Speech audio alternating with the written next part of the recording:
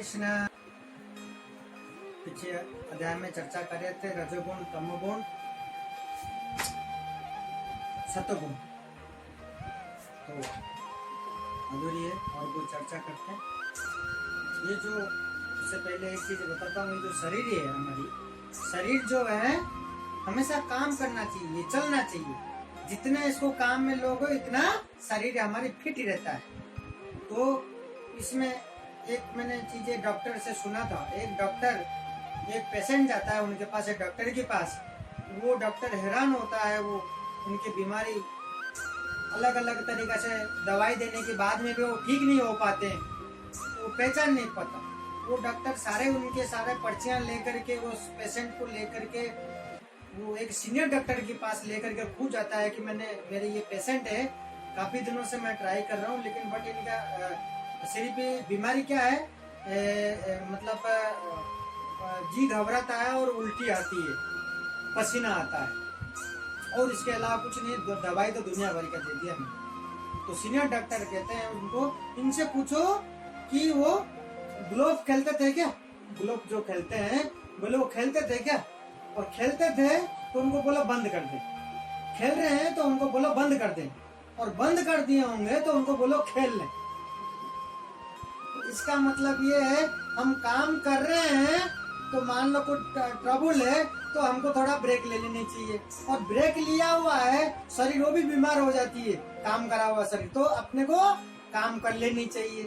तो ये हमारी शरीर है, जितना इसको काम में लेते हैं, ये जितना इनको ब्रेन को काम में लेते हैं, उतना दिमाग खुलता है, उतना सोचने में शक्ति बढ़ती है, और आगे हमारे को रास्ता मिलती है आगे बढ़ने के लिए। ये ध्यान रखना, ये हमारी इस तरीका से ये शरीर है। तो आगे चर्चा करते हैं। गुण जो अधूरी थी, गुण का दूसरा अर्थ है रसी। रसी मतलब रज्जु, रज्जु है। इससे यह समझना चाहिए कि बुद्ध जीव मोह रूपी रस्सी से पकड़ा हुआ है। यदि मनुष्य के हाथ पैर बांध दिए जाए तो वह अपने को छुड़ा नहीं सकता। उसकी सहायता के लिए कोई भी ऐसा व्यक्ति चाहिए जो बंधा न हो, क्योंकि एक बंधा हुआ व्यक्ति दूसरे बंधे हुए व्यक्ति की सहायता नहीं कर सकता। अंत रक्षक का मोह होना चाहिए, क्योंकि जो शरीर का जो ये जो भौतिक संसार के अंदर बंधन में हम बंधे हुए रहते हैं। जब मैं बंधन में संसार में बंधा हुआ हूँ, मैं दूसरे की मुक्त कैसे कराऊंगा, दूसरे के बंधन से कैसे छुड़ाऊंगा जब मैं खुद बंधा हुआ हूँ। अंत केवल कृष्ण या उनके प्रामाणिक प्रतिनिधि गुरु ही बुद्ध जीव के छुड़ा सकते हैं। बिना ऐसे उत्कृष्ट सहायता के भाव बंधन से छुटा कर नहीं मिल सकता। भक्ति या कृष्ण भावनामृत इसी प्रकार के छुटाकर में सहायता हो सकता है। कृष्ण माया के आदि स्वरूप होने के नाते इस दुर्लभ शक्ति को आदेश दे सकते हैं कि बुद्ध जीवी को छोड़ दे। वे शरणागत जीव पर अति तृप्ति अहेतु की कृपा तथा वश्च लयवश ही जीव को मुक्त किए जाने का आदेश देते हैं, क्योंकि जीव मूर्त भगवान का प्रिय पुत्र है। अंत निष्ठुर माया बंधन से मुक्त होने का एकमात्र साधन है। भगवान के चरण कमलों की शरण ग्रहण करना चाहिए। आगे क्या कह रहे भगवान, माम पद भी अत्यंत सार्थक है। माम का अर्थ है एक मात्र। कृष्ण, कृष्ण विष्णु को, ब्रह्मा या शिव को नहीं, ब्रह्मा व शिव को नहीं। यद्यपि ब्रह्मा तथा शिव भी अत्यंत महान है और प्राय विष्णु के ही समान है, किंतु ऐसे रजगुण तथा तमगुण के अवसर के लिए संभव नहीं कि वे बुद्ध जीवी को माया के चंगुल से छुड़ा सके। यहाँ क्या कह दिया, क्लियर कर दिया भगवान ने। दूसरे शब्द में ब्रह्मा तथा शिव दोनों ही माया के बस में रहते हैं। केवल विष्णु माया के स्वामी है। जो केवल विष्णु है वो माया, जो माया इस संसार के अंदर, उनके स्वामी विष्णु है। छुड़ा सकते हैं तो सिर्फ उनके भक्ति से हो सकता है। अंत वे ही बुद्ध जीव के मुक्त कर सकते हैं। वेदों में श्वेताश्वर उपनिषद इसकी पुष्टि तमेव विदित्वा के द्वारा हुई है, जिसका अर्थ है कृष्ण को जान लेने पर ही मुक्ति संभव है। शिव जी के पुष्टि करते हैं कि केवल विष्णु कृपा से मुक्ति प्राप्त की जा सकती है। मुक्ति प्रदाता सर्वस्व विष्णु स्वयं न स्वयं, अर्थात इसमें सदैव नहीं कि विष्णु ही सभी के मुक्ति दाता है। तो अंत में सब चीजें क्लियर है कि अंत पंत में जो है वो विष्णु ही मुक्ति दाता है। तो इस तरीके से तमगुण, रजगुण, सतगुण ये क्लियर होता है। तीनों शब्द के अर्थ पिछले अध्याय में हमने चर्चा किया था, तो ये क्लियर होता है। तो इसमें एक घटना मुझे याद आ रही है। इस मामले में अजामिल नाम के एक भक्त था। तो अजामिल नाम का एक भक्त था, बहुत भक्ति करता था, भक्ति इतना कर चुका था, इतना भक्त हो चुका था, इतने सारे मतलब भगवान के करीब हो चुका था कि अगले अगले इतना जुट चुका था कि अगले जन्म तक भी इसका मतलब पार हो चुकी थी। तो एक बार क्या हुआ, ऐसे भक्ति करते करते वन की तरफ भटक गया था। वन की तरफ भटक गया तो एक बार उनसे सामना में मिला, एक वेश्या रूप में एक स्त्री मिली। तो इस तरीके से उनको रूप देखा तो अजामिल जवान था, यंग था। वो देखता हुआ अजामिल उनको देखते हुए मन भटक गया, उनका कंट्रोल में नहीं आया। तो इस तरीके से भटकते हुए वो भक्त थे, फिर भी वो पता नहीं उनके माया में मतलब फंस करके उनके बह गए। बहने के बाद कुछ दिन गया तो उनके घर में बूढ़ा माता पिता, उम्र ज्यादा हो गया था उनसे, इनके घर में पत्नी भी थी, बट लेकिन इसके माया में आकर के उस जंगल के अंदर कुटिया बना करके वो उसके साथ रहने लग गए। रहने के बाद तो एक उनके बच्चे भी मतलब हो गया। तो कुछ दिनों के बाद उनको ऐसे स्वप्न में आता है, उस तरीके से अचानक ऐसे होते हैं, फिर भी वो माया जाल से छुड़ाना बहुत मुश्किल होता है। तो अजामिल का नाम का है, गीता में लिखी हुई ये कहानी है, मैं शॉर्ट में बता रहा हूँ, समय कम है।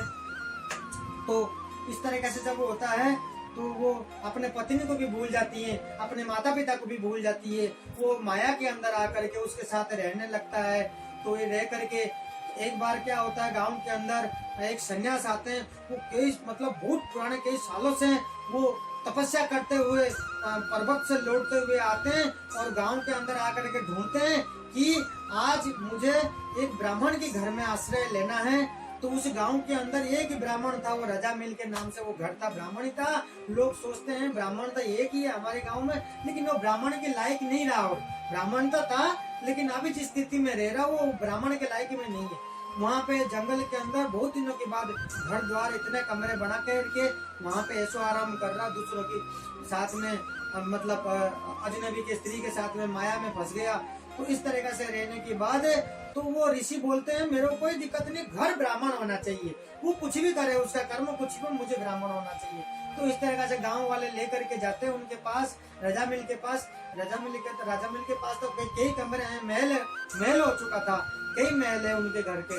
तो वो कोई दिक्कत नहीं है, तो एक अलग से कमरा दे देते, बोले हाँ ठीक है, इस रात एक रात गुजारना है तो एक रात वहाँ रह सकते हैं, कोई दिक्कत नहीं है। तो वो जब एक रात जब वो सन्यास उनके रजामिल के बंगले में, उनके बिल्डिंग में, महल में रहते हैं, तो रातों रात इनको वो अपना माला जपते रहते हैं, कीर्तन करते रहते हैं। और ये एक कमरे में कीर्तन हो रही है, एक कमरे में दूसरे गलत काम कर रहा वो रजामिल, तो एक ही जगह पे होता है।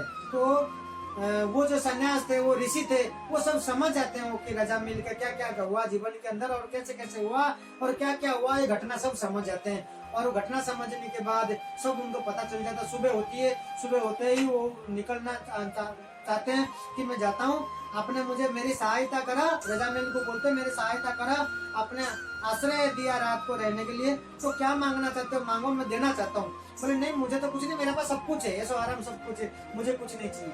वो सन्यास ऋषि बोलते फिर भी मैं एक चीज मांगता हूँ, आप देंगे तो करेंगे? बोले हाँ बिल्कुल करूंगा। तो बोले आपका जो पत्नी है, ये जो 10वां गर्भ है, आपका जो पत्नी है, बोला हाँ बिल्कुल ऋषि महाराज 10वां गर्भ है। बोले आप जो जन्म हो बच्चा, तो इसका नाम नारायण देना, उसके नाम नारायण देना। ये कह करके चले गए। उसने ध्यान मान लिया, बोला ठीक है नारायण दूंगा। तो उनका जो वृद्धा अवस्था हुआ वो रजा मिल गए। तो सबसे छोटा बच्चा उनका नारायण था। छोटा बच्चा सबके घर में क्या है प्यार होते हैं माता पिता के, तो वो नारायण था। पहले जमाना में आपने आपको पता होगा घर के अंदर सब लोगों ने बच्चों का नाम सब भगवान के नाम दिया करते थे। पहले जमाना में हुआ करता था, अब तो कोई नहीं करता, कोई नहीं मानता। जब मानते थे भगवान के नाम दिया करते। नारायण था। जब वृद्धा अवस्था हुआ और उनका जब समय हो गया आने के लिए, जब वो जाने के समय हो गया, एक बार क्या हुआ अंत के टाइम पे वो हमेशा क्या है घर के अंदर शुरू से ही अरे नारायण यहाँ आजा, नारायण वो क्या कर रहा है, नारायण खाना खा लेगा, हमेशा नारायण नारायण जपा बोला करते थे। उसका बच्चे के नाम नारायण है। तो अंत के टाइम पे जब वो देहात में जाने मतलब संसार छोड़ने में समय के अंदर जब यमदूत आते हैं इसके पास, उसको लेने के लिए यमदूत आते हैं, तो बोलता नारायण नारायण कहाँ गया, मुझे बचा, कौन आया मेरे पास ये। तो नारायण नारायण कहते ही तो क्या करते हैं वो पार्षद आते हैं, भगवान के पार्षद आते हैं लेने के लिए। यमदूत बोलते ये क्या हुआ, ये नारायण नारायण कर रहा, तो भगवान के पास जाते हैं यमदूत। बोले साहब आपके भक्तों को तो लेना ही नहीं है, मैं आपके पार्षद जाते हैं, लेकिन ये आपका भक्त कैसे हो सकता, ये तो भक्त ही नहीं है, ये तो नारायण तो इसीलिए बोला उसके बेटे के नाम है। तो भगवान कहते हैं, तो यमदूत और जा नहीं पाया। तो भगवान जवाब देते हैं चाहे माता का नाम हो, चाहे पिता के नाम हो, चाहे बेटा के नाम हो, किसी भी रूप में मेरा नाम तो लिया अंत के टाइम पे, तो नाम लेने से भी मुक्ति मिल जाती है। यमदूत हाथ नहीं लगा सकता, यमदूत ले नहीं सकते। तो देखो सोचिए आप नाम के अंदर इतना है कि लास्ट मुहूर्त में तो यमदूत समझाता है कि भगवान आपके नाम उसने इस तरीके से नहीं लिया, उसके बेटे के नाम था, उसको तो बेटे को बुलाया था। फिर भी नारायण भगवान यही समझाते हैं कि अंत में किसी का भी नाम हो, मेरा नाम तो उच्चारण किया उसने, नाम लेने का मतलब वो मुक्ति है। तो इसी तरीके से भगवान के नाम में भी इतना मतलब ताकत है। आप सोचिए कि आप भक्ति मार्ग में जाकर के और कुछ करेंगे तो आपको क्या क्या नहीं मिल सकता। तो अगले अध्याय में चर्चा करते हैं। हरे कृष्णा।